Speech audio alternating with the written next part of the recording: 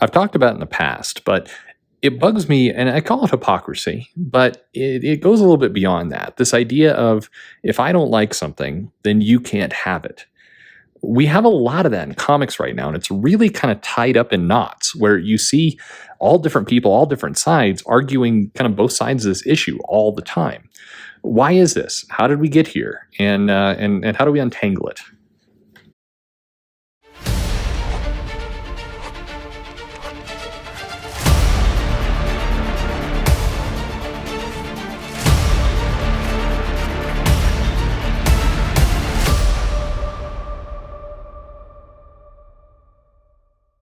Hey everybody, this is Perch.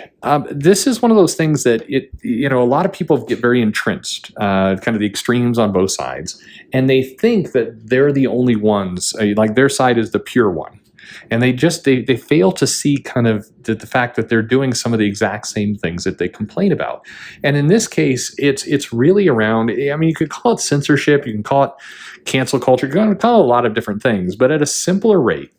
It's this idea that you don't like a comic or a cover. You don't like Milo Manera's painting of Spider-Woman. You don't like this rendition, as I've been doing videos recently, of Batgirl with the Joker. You don't like it, therefore nobody can have it. And it's strange because if you were in comics in the 80s, there was a lot of things from more from Epic, from Vertigo as it was coming in the 90s as well, where there was mature content. And one of the things you could count on within the general comic creator community is that they would staunchly defend, by and large, not to 100%, but they would defend kind of this more controversial material. They would defend it because that was the right thing to do. And you would hear statements, I think, God, I remember Peter David at the time making this argument very, very loudly. Todd McFarlane. I mean, one of the few things that those two agreed on back in the mid 90s was that just because I don't like something, it doesn't mean it should go away. I should feel free to say I don't like it. I should feel free to maybe be angry about it, but I will draw the line at removing it. It's better to have this stuff out there than to wipe it all out. The best way to wipe it out is through competition. Make such a better comic that it has no place in the market. But today, you do see a lot of people weirdly back into this argument of we need to hide this content. We need to get rid of it completely. We need to censor it. We need to remove it. And it's very peculiar how we get, if there's one commonality in some cases between people who are big in, in kind of I don't know what to call it anymore, but the people who are upset at the establishment of comics, on social media, they will call for, this person needs to be fired. This comic is disgusting. It shouldn't be printed. You will see those arguments being made. No, not by everyone. There will be some people in the comments below who will say, that's not me. Yes, good. Just take the win. Good. That's not you. But it's not, it's disingenuous to say you don't see people who are making this argument of, this creator said this bad, they should be canceled. Back when The Pervert was coming out, there were people who disliked that comic, and there were some who said, I really dislike it. I dislike the creator's behavior. I dislike this attack on people and all the rest. I really hate it, but I'll stop short of calling for the comic book to be canceled. And then there were other people who were making a very aggressive case to Image, and Eric Larson was the one who decided to argue it out for whatever reason, that the comic should be pulped, that it should be actually destroyed and never distributed.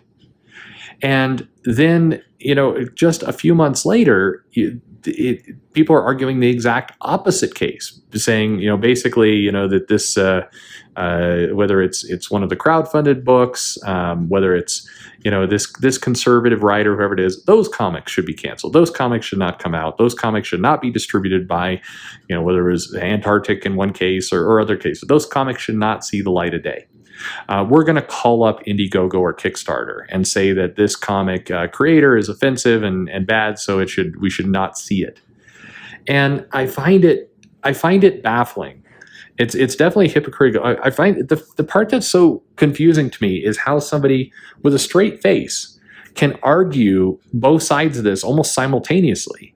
And it really comes down to, I've gotten some horrible fights, and the rare instances when somebody does block me just directly is what I'm saying. Okay, just to be clear here, It's good for you, but not good for them. That it really is the crux of your argument. You want it, the things you like get to survive. The things you do not like get to go away.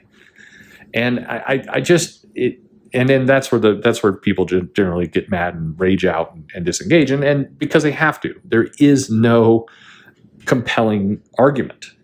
you can't, with a straight face, kind of weave that logic of like, well, it's okay to keep my stuff that is controversial because of this, this, and this, and it's not okay because of this. There's just no sane way you can make that case, and people don't, so it falls apart. But I think that I went in and did a whole little video on this. Won't be the most popular video by any stretch of imagination, but it goes back to whenever I make a comment, I did a couple days ago saying I want more comics out. To me, the golden rule, the rule number one is more comics equals good. Whether they're good comics, bad comics, amateur comics, comics for the first time, comics for a veteran, whatever it is, the more comics out, the better. I am trusting in my own, intelligence that I can pick and choose what I like and not accidentally buy, thousands of dollars worth of crap I hate. I feel like I've got enough discernment I can make those choices. I hope all of you can say the same. And I think one thing that we should do as fans or retailers or creators, whoever it is keep giving people more tools to be able to pick and choose and understand what it is they're buying. And if we do that effectively, then life's pretty good. We've got a bunch of content out. Comics is working as a field. I think that the amount of energy that goes into canceling and adjusting and saying, you can't have this, you can't make this, you can't create this. One, it's a lot of time that goes away from producing comics. And that's time you never get back. So that's problem number one. And problem number two is I don't think people see the true negative impact of it. There's a lot of cases where creators have seen a comic or seen an idea, been inspired by it, even though they don't like it, and wound up producing really great things. I know a lot of writers have commented about how they didn't like Watchmen. They didn't like the comic. They didn't like what Alan Moore did. They thought it was distasteful, everything else, but it inspired them to write powerful things that we like. I'm relatively certain. This is one of those, I hope so.